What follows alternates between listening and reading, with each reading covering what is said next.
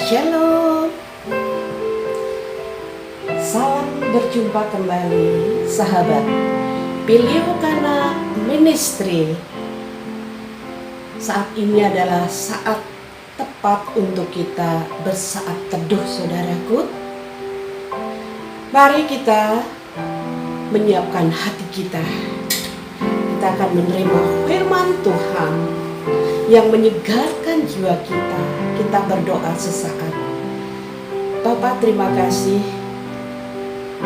pada saat ini kami bisa bersehati untuk bersama-sama mendengarkan firman Tuhan, diberkati oleh firman Tuhan. Kuduskan, sucikan roh tubuh jiwa kami, hati sampai ke pikiran kami. Kuduskan, sucikan rumah tangga kami, juga keluarga kami, dimanapun juga mereka berada. Jamah mereka Tuhan, berikan kesegaran pada jiwanya di saat era pandemi yang sudah setahun lebih. Terima kasih Bapa, kami hendak menyambut firman-Mu untuk menyegarkan jiwa kami, roh kami, dan kesehatan tubuh kami. Di dalam nama Tuhan Yesus Kristus, haleluya. Katakan amin, saudaraku, haleluya. Saudaraku yang dikasihi Tuhan Yesus Kristus, pada saat ini saya akan memberikan sebuah tema, The Power of Love, ya, The Power of Love. Ini lambang love, saudara. Kekuatan cinta atau kekuatan kasih. Saudara yang dikasihi Tuhan Yesus Kristus, mari kita buka Alkitab kita masing-masing, yaitu di dalam 2 Korintus 10 ayat 3 dan 4. 2 Korintus 10 ayat 3 dan 4. Saya bacakan bagi saudara sekalian. Demikian firman Tuhan. Memang kami masih hidup di dunia, tetapi kami tidak berjuang secara duniawi. Karena senjata kami dalam perjuangan bukanlah senjata duniawi. Karena senjata kami dalam perjuangan bukanlah senjata duniawi, melainkan senjata yang diperlengkapi dengan kuasa Allah yang sanggup untuk meruntuhkan benteng-benteng. Saudaraku yang saya kasihi dan Tuhan Yesus kasihi, saya akan memberikan sebuah ilustrasi atau cerita, dan cerita ini benar-benar terjadi ya saudaraku. Jadi pada suatu saat ada seorang petani yang mempunyai tetangga pemburu, saudaraku. Petani ini mempunyai tetangga pemburu, dan pemburu ini mempunyai banyak anjing-anjing yang galak, saudara. Ya, kalau anjingnya tidak galak, dia tidak akan bisa dipakai untuk teman berburu. Nah, saudaraku, anjing-anjing ini suka melompat memasuki pagar si petani yang ada domba-domba. Otomatis domba-domba petani tadi dikejar-kejar, dan ada beberapa yang terluka, saudaraku. Ya, petani itu lalu berbicara dan meminta kepada tetangganya sang pemburu tadi untuk menjaga anjing-anjingnya. Namun rupanya si pemburu itu tidak pernah mau peduli, saudaraku. Ya, hingga suatu hari anjing-anjing itu melompat di pagar petani ini. Kembali dia mengejar-ngejar domba-domba petani dan terluka-luka kembali domba-domba petani. Saudaraku, siapa yang tidak akan marah kalau hewan peliharaan ya, hewan peliharaannya ini terluka ya, petani ini marah. Dan petani ini memutuskan untuk berkonsultasi dengan seorang hakim. Dan hakim ini adalah hakim yang adil dan bijaksana, saudaraku, ya. Ketika petani tadi menceritakan apa yang terjadi di rumahnya, juga apa yang terjadi pada domba-dombanya yang terluka karena anjing sang pemburu, si Pak Hakim yang bijaksana ini tadi mendengarkan dulu, ya. Kemudian dengan berhati-hati petani itu berbicara seperti ini, saudara. Saya bisa saja mengancam pemburu itu dan memerintahkan dia untuk segera merantai dan mengurung anjing-anjingnya, atau dia akan dihukum, ya. Itu pikir dari sepetani. Tetapi apa yang diperkatakan oleh hakim yang arif dan bijaksana ini sama, saudaraku. Dia juga akan bisa bahkan memenjarakan atau menghukum si pemburu karena anjingnya sudah melukai domba-domba petani. Tetapi kemudian hakim yang bijaksana ini berkata seperti ini, saudaraku. Tetapi kamu akan kehilangan seorang teman dan mendapatkan seorang musuh. Mana yang akan kau inginkan, teman atau musuh? Yang jadi tetanggamu itu, ya. Petani itu menjawab bahwa ia lebih suka mempunyai seorang teman. Saudaraku, kemudian petani ini berkata, baik, saya akan menawarkan sebuah solusi. Kata Pak Hakim, domba-dombamu akan aman dan kamu akan tetap berteman dengan tetanggamu itu. Saudara, ketika sampai di rumah, petani itu segera melaksanakan pesan Pak Hakim yang bijaksana itu. Dia lalu ambil domba terbaiknya dan menghadiahkannya pada anak sang pemburu tadi. Anak si pemburu ini sangat-sangat bahagia, sangat kegirangan. Dia sangat suka dan menerima hadiah dari petani. Dan anak pemburu ini mulai bermain-main dengan domba, pemberian atau hadiah dari petani. Saudaraku, pemburu itu kemudian dengan sendirinya mengurung semua anjing-anjingnya.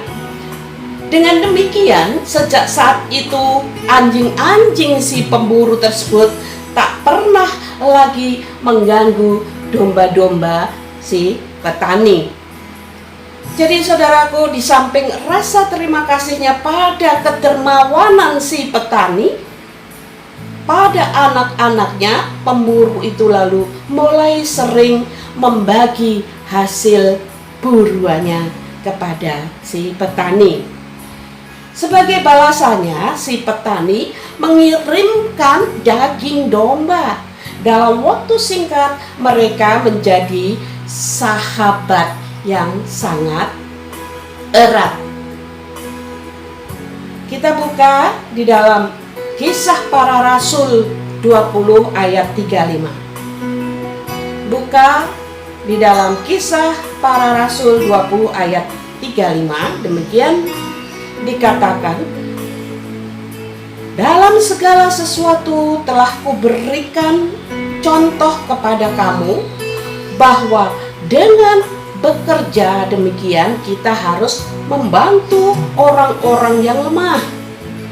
dan harus mengingat perkataan Tuhan Yesus, sebab Ia sendiri telah mengatakan, adalah lebih berbahagia memberi daripada menerima. Saudaraku, itu perkataan Tuhan Yesus sendiri. Lebih baik memberi daripada menerima. Jadi lebih baik tangan kita ke bawah daripada tangan kita ke atas, ya. Telapak tangan ini kalau ke atas kan berarti menerima, saudaraku, atau meminta. Tapi Tuhan Yesus dengan bijaksana mengatakan lebih baik engkau memberi daripada menerima. Oke, saudaraku yang dikasihi, saya lanjut kepada Roma 12 ayat 17 sampai 21. Demikian dikatakan, janganlah membalas kejahatan dengan kejahatan. Lakukanlah apa yang baik bagi semua orang. Saudara-saudaraku yang kekasih, janganlah kamu sendiri menuntut pembalasan, tetapi berilah tempat kepada murka Allah. Sebab ada tertulis, pembalasan itu adalah hakku. Ya, pembalasan itu adalah hakku. Perhatikan, ku di sini adalah huruf besar, artinya adalah Tuhan atau Allah, bahwa pembalasan itu adalah hak Allah, hak Tuhan. Akulah yang akan menuntut pembalasan, firman Tuhan. Tetapi jika seterumu lapar, berilah dia makan. Jika ia haus, berilah dia minum. Ya, saudaraku, dengan berbuat demikian, kamu menumpukan bara, ya, kamu menumpukan bara api di atas kepalanya. Janganlah kamu kalah terhadap kejahatan, tetapi kalahkanlah kejahatan dengan kebaikan. Jadi saudara yang kasih Tuhan, Tuhan Yesus mengajarkan kalau ada orang yang jahat sama kita, ada orang yang berperilaku tidak baik dengan kita, itu adalah kejahatan. Ada orang yang menganiaya kita, itu adalah kejahatan. Jadi Tuhan Yesus mengajarkan, jangan dibalas kejahatan dengan kejahatan, tetapi kita harus selalu berbuat baik kepada orang yang jahat kepada kita. Amin, saudaraku. Amin, haleluya. Ya. Jadi cara terbaik untuk menaklukkan dan mempengaruhi orang adalah dengan membagi kebajikan. Jadi mari saudaraku kita praktekkan di dunia nyata ini, bahwa kejahatan harus kita kalahkan dengan kebaikan atau kebajikan. Itu ajaran Tuhan Yesus Kristus sendiri. Nats Alkitab atau nats firman pada saat ini adalah 1 Yohanes 4 ayat 20 dan 21. 1 Yohanes 4 ayat 20 dan 21. Demikian firman Tuhan. Jikalau seorang berkata, aku mengasihi Allah, dan ia membenci saudaranya, maka ia adalah pendusta. Ya. Karena barang siapa tidak mengasihi saudaranya yang dilihatnya, tidak mungkin mengasihi Allah yang tidak dilihatnya. Dan perintah ini kita terima dari Dia, dari Tuhan Yesus, dari Allah. Barang siapa mengasihi Allah, ia harus juga mengasihi saudaranya. Jadi saudaraku yang dikasihi Tuhan, ajaran Tuhan Yesus ini luar biasa. Luar biasa apabila kita terapkan di dalam kehidupan kita sehari-hari, saudaraku. Memang manusiawi kalau kita disakiti, kalau kita dianiaya, akan timbul pemberontakan. Maunya pengen membalas. Bagaimana sih sakitnya saya? Dia sakiti. Itu manusiawi. Tetapi firman Tuhan mengatakan bahwa kita harus tidak membalas kejahatan kepada orang yang jahat pada kita. Bahkan kita harus menabur kebaikan, saudaraku. Tabur kebaikan. Maka dunia akan melihat, orang-orang akan melihat ada Kristus di dalam hidupmu, ada Kristus di dalam hatimu, dan engkau harus menjadi dampak untuk seluruh dunia. Saudara dikasihi Tuhan, demikian renungan firman Tuhan yang luar biasa saat ini. Bahwa kalau kita tidak bisa mengasihi saudara kita yang kelihatan, bagaimana kita bisa mengasihi Allah yang tidak kelihatan? Dan Tuhan sendiri, Allah mengatakan apa? Bahwa kamu adalah pendusta. Mari, jangan sampai kita disebut pendusta, saudaraku. Terima kasih sudah mau memperhatikan, merenungkan firman Tuhan yang dahsyat dan awesyat. Kita berdoa. Terima kasih Bapa untuk firman-Mu. Walaupun sangat singkat, tetapi itu sudah memenuhi hati kami. Ajar kami ya Tuhan Yesus, untuk senantiasa tidak membalas orang yang jahat dengan kejahatan. Karena pembalasan itu adalah hak-Mu. Ajar kami untuk menebar, menabur kebaikan kepada saudara-saudara kami. Terima kasih Bapa, kami tidak mau jadi orang munafik. Mulut kami mengatakan, aku mengasihi Allah, tetapi hati kami masih membenci saudara-saudara kami yang kelihatan. Ampuni kami Tuhan. Terima kasih. Di dalam nama Tuhan Yesus Kristus, kami sudah dikenyangkan oleh firman Tuhan. Haleluya. Amin. Tuhan Yesus memberkati saudaraku. Damai sejahtera sukacita. Dipenuhilah lumbung-lumbung padimu, buli-bulimu, gandummu, keluargamu, dan diangkat seluruh sakit penyakitmu.